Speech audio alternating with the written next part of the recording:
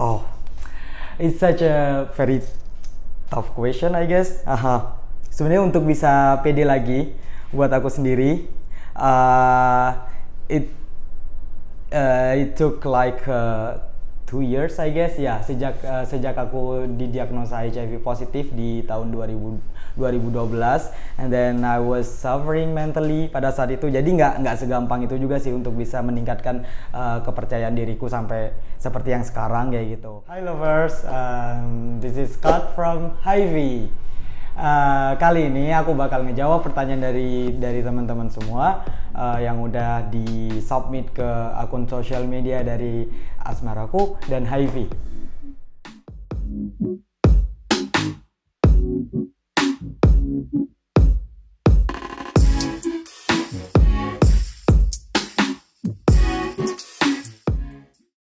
Apa sih bedanya HIV dengan AIDS? Nah, ini nih. Kayaknya banyak teman-teman yang masih salah kaprah karena mungkin baik dari penulisan atau penyebutan kan masih sering ya HIV AIDS atau HIV dan AIDS kayak gitu. Sebenarnya ini beda banget antara HIV dan AIDS. HIV atau HIV itu adalah virusnya itu sendiri, sedangkan AIDS adalah suatu keadaan di mana pengidap virus HIV itu udah memiliki berbagai komplikasi penyakit kayak gitu. Jadi bakal ada suatu keadaan teman-teman mengidap virus HIV tapi belum AIDS kayak gitu, belum atau tidak AIDS. Namun ketika teman-teman udah AIDS itu udah pasti HIV, karena AIDS hanya bisa dialami oleh orang-orang yang memiliki virus HIV dalam tubuhnya kayak gitu. Jadi bisa kita bedakan sekali lagi, HIV itu virus, sedangkan AIDS adalah keadaan seseorang memiliki sekumpulan penyakit seperti contoh bisa TB, bisa jamur, kandidiasis atau meningitis dan lain sebagainya kayak gitu. Jadi teman-teman yang pengidap HIV masih banyak yang di kehidupan sehari-hari sehat seperti saya. Nah, jadi saya kondisi viral load-nya sampai sekarang masih undetectable. Itu artinya viral load-nya sangat tidak bisa terdeteksi dan sampai sekarang belum pernah masuk rumah sakit, belum pernah opname di rumah sakit dan belum pernah sakit apapun, belum pernah TB, belum pernah jamur juga dan lain sebagainya. Jadi ya teman-teman yang ada di stage HIV ini masih banyak yang hidup seperti teman-teman yang ada di luar kayak gitu. Kita masih produktif, kerja, berolahraga, beraktivitas, berkuliah. Yaudah intinya sama kayak gitu. Nah, baru yang sakit-sakitan, yang dying atau yang yang suffering kayak gitu, yang teman-teman AIDS dan ketika itu di maintain, ketika itu ya mendapatkan pengawasan dari dokter dan rumah sakit, hopefully akan kembali sehat, akan sembuh, penyakitnya mulai bisa diminimalisir dan bisa undetectable lagi kayak gitu. Jadi bukan death sentence sebenarnya. Apa gejala utama yang bisa dirasakan oleh pengidap? Sebenarnya ketika pertama kali terinfeksi, gejala utama yang dirasakan itu sama kayak gejala flu. Jadi bisa demam, pusing, dan mual. Tapi setelah itu selang beberapa hari dan beberapa minggu, teman-teman akan memasuki yang namanya fase laten ketika teman-teman telah terinfeksi oleh HIV, di mana nggak bakal ada gejala lagi yang teman-teman rasakan. Jadi kayak gitu. Jadi selama bertahun-tahun nggak ada gejala yang dirasakan khas untuk HIV, itu yang disebut dengan gejala laten. Tapi ketika udah masuk ke tahap AIDS, maka teman-teman akan menghadapi berbagai gejala seperti TB, jamur, dan lain sebagainya. Berapa lama virus HIV dapat terdeteksi dari waktu hubungan beresiko dilakukan? Ini bisa disebut juga dengan Windows period sebenarnya. Nah, kalau dulu dengan teknologi yang masih pada beberapa tahun yang lalu, Windows period adalah 3 bulan. Namun sekarang udah teknologinya udah dalam hitungan 1 bulan. Even di beberapa negara dalam hitungan 1-2 minggu itu sudah bisa terdeteksi. Jadi ketika Windows period itu sebenarnya sudah ada virus HIV dalam tubuh seseorang, tapi pada saat itu belum bisa terdeteksi virusnya. That's why it's called as a Windows period kayak gitu. Sudah ada obat untuk HIV/AIDS. Kalau obat untuk HIV/AIDS sebenarnya Yang pertama ada namanya ARV. Itu sebenarnya bukan obat untuk menyembuhkan, itu obat untuk antiretroviral, yaitu untuk nge-maintain virus kita yang ada dalam tubuh kayak gitu. Tapi kalau untuk obat yang menyembuhkan, sebenarnya sudah ada beberapa terobosan, dan I can say that it need to be discovered in the future kayak gitu.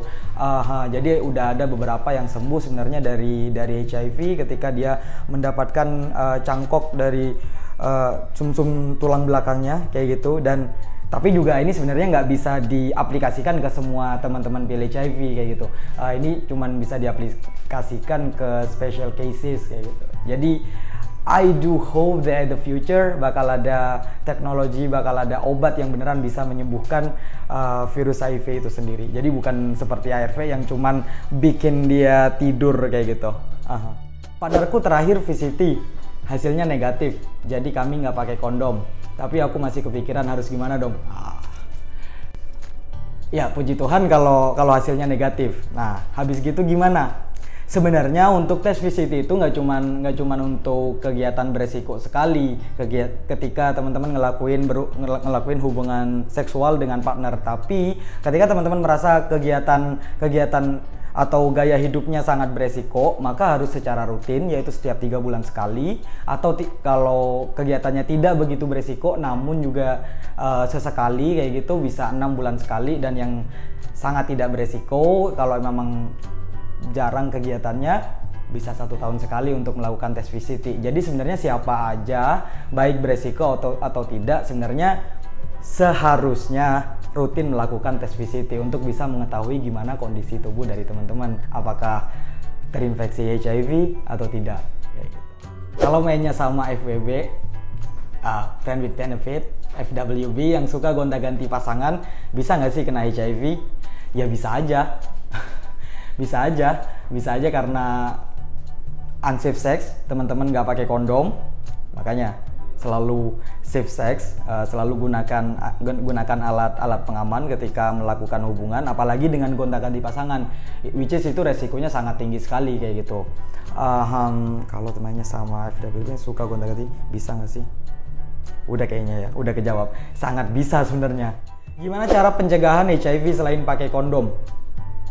Cara penjagaan HIV selain pakai kondom, seperti yang aku bilang, sebenarnya kan HIV ditularkan nggak cuman melalui hubungan seksual, yaitu mungkin pencegahannya ketika kita bicara hubungan seksual, bicara having sex adalah menggunakan kondom. Tapi kan banyak juga metode penularannya, metode infeksinya, yaitu seperti melalui penggunaan jarum suntik kayak gitu kan. Nah, jadi yang harus teman-teman pahami. Jadi buat teman-teman yang pengen memahami gimana cara penularan HIV itu, ada prinsip yang namanya ASSA, exit, survive, sufficient, dan enter. Nah, exit maksudnya harus ada keluarnya virus dari si pengidap HIV sebelumnya kayak gitu. Contohnya dari aku. Nah, jadi harus keluar dulu nih dari dalam tubuhku dulu virusnya, baru bisa nular kayak gitu. Jadi kalau nggak ada virus yang keluar dari si pengidap HIV dari pengidap HIV sebelumnya, ya nggak bakal ada namanya transmisi kayak gitu. Exit, survive artinya virus HIV yang ada dalam cairan tubuh si pengidap tadi, yang udah exit, yang udah keluar, harus survive dulu. Survive artinya bertahan hidup di luar inangnya, di luar tubuh si pengidap, kayak gitu. Nah, survive itu juga nggak bisa juga dalam jangka waktu yang lama. Maka virusnya ketika udah dalam jangka waktu yang lama ada di luar tubuh inangnya, maka dia bakal mati, kayak gitu. Yang ketiga adalah sufficient. Jadi nggak semua cairan tubuh dari seseorang itu memiliki kadar HIV yang cukup, yang sufficient untuk bisa menularkan. Memang sebenarnya virus HIV itu ada dalam semua cairan. Contohnya darah, cairan sperma, cairan vagina, dan di air ludah, keringat pun sebenarnya ada. Tapi ini yang harus di-highlight. Tapi kadar yang ada dalam keringat, dalam ludah, itu kadarnya sangatlah kecil sehingga nggak mampu untuk bisa menularkan ke orang selanjutnya, kayak gitu. Jadi teman-teman nggak perlu takut untuk bersalaman atau ketika selesai olahraga keringat nempel dengan ya kita nggak tahu dia HIV positif atau negatif kayak gitu, tapi nggak usah takut kalau ada bersentuhan kulit dan lagi berkeringat kayak gitu, karena emang nggak bisa menularkan gitu. Tadi sufficient berarti kadarnya harus cukup untuk bisa menularkan. Yang terakhir adalah enter. Tadi udah exit nih, udah keluar, udah survive, dia masih bertahan hidup, virusnya keluar dari tubuh si pengidap, masih bertahan hidup dan kadarnya memang sangat tinggi, contohnya dari darah kayak gitu, tapi harus enter, harus masuk ke dalam jaringan tubuh seseorang selanjutnya kayak gitu, ke dalam aliran pembuluh darah orang selanjutnya kayak gitu. Jadi contohnya kalau seandainya ada nih darah dari aku si pengidap HIV, pada seketika jadi masih survive, keluar nih darahnya, terus masuk ke orang selanjutnya kayak gitu, tapi nggak ada luka tangannya, jadi ya nggak bisa terpenuhi prinsip exit, survive, sufficient, dan enter ini karena nggak bisa masuk ke dalam aliran pembuluh darah orang selanjutnya kayak gitu, paham? Nah, jadi balik lagi ke pertanyaan gimana pencegahan HIV selain pakai kondom. Jadi teman-teman harus bisa menerapkan dalam kehidupan sehari-hari, entah itu dalam berhubungan seksual dengan partner atau dengan partner dan lain sebagainya, atau menggunakan jarum suntik dan lain sebagainya, maupun dalam beraktivitas berolahraga. Teman-teman harus make sure adanya 4 prinsip ini kayak gitu. Jadi ketika bertemu dengan orang asing lagi mungkin kecelakaan, ya teman-teman harus make sure untuk stay safe kayak gitu. Jadi stay safe itu nggak cuma dalam berhubungan seksual, stay safe itu in everything, in every aspect of your life kayak gitu. Gimana caranya pede lagi setelah didiagnosis positif HIV? Oh, it's such a very tough question I guess. Sebenarnya untuk bisa pede lagi, buat aku sendiri, it took like 2 years I guess ya, sejak aku didiagnosa HIV positif di tahun 2012, and then I was suffering mentally pada saat itu. Jadi nggak segampang itu juga sih untuk bisa meningkatkan kepercayaan diriku sampai seperti yang sekarang kayak gitu. I was having like a suicidal thought for several time kayak gitu. Jadi tapi sekarang udah percaya diri. Terus gimana caranya pede lagi? Caranya pede lagi, try to accept yourself. Nah, jadi acceptance itu sangat penting. Jadi sebelum teman-teman expect others bisa menerima diri teman-teman semua, even buat apapun juga, nggak cuma buat kasus HIV, sebelum berekspektasi orang-orang menerima diri teman-teman, just accept yourself, love yourself. Ya, jadi ketika kita bisa accepting diri kita udah bisa cinta sama diri kita, ya kemungkinan kita bakal bisa boosting our confidence. Tes HIV itu harus di tempat khusus atau di rumah sakit? Mahal nggak ya? Kalau pertanyaannya mahal atau enggak? Enggak, soalnya banyak di berbagai fasilitas kesehatan yang ada di Indonesia, tes HIV atau VCT, Voluntary Counseling and Testing, itu gratis dan bisa diakses di berbagai rumah sakit dan di berbagai klinik. Tapi bagi teman-teman yang nggak punya waktu, atau bagi teman-teman yang merasa takut untuk datang ke rumah sakit karena mungkin takut untuk mendapatkan diskriminasi, takut ketemu dengan temennya seperti itu, dari HIV pun juga teman-teman bisa mengakses layanan VCT nantinya. Kayak gitu. Keep update di our platform HIV. Kalau orang yang nggak aktif secara seksual, apakah mungkin terkena HIV? Sebenarnya penularan HIV pun tidak hanya melalui aktivitas seksual, seperti juga penggunaan jarum suntik. Nah, bisa juga ditularkan oleh ibu dan dari ibu ke anak. Jadi ya sebenarnya nggak cuman dari kegiatan seksual. Jadi untuk menjawab kalau orang yang nggak aktif secara seksual apakah mungkin terkena HIV, ya bisa aja. Selama ada resiko yang bisa menularkan dari orang yang terkena HIV kepada teman-teman kayak gitu. Makanya stay safe dalam apapun, nggak cuma dalam kegiatan seksual. Oke, itu tadi pertanyaan dari teman-teman yang udah ditanyakan ke sosial media dari Asmaraku dan HIV. Terima kasih buat teman-teman yang udah menyimak jawaban-jawaban dari aku tadi. Stay tune di channel Asmaraku dan jangan lupa follow sosial media dari HIV @HIVID dan install juga aplikasi kami. di App Store dan Google Play Store.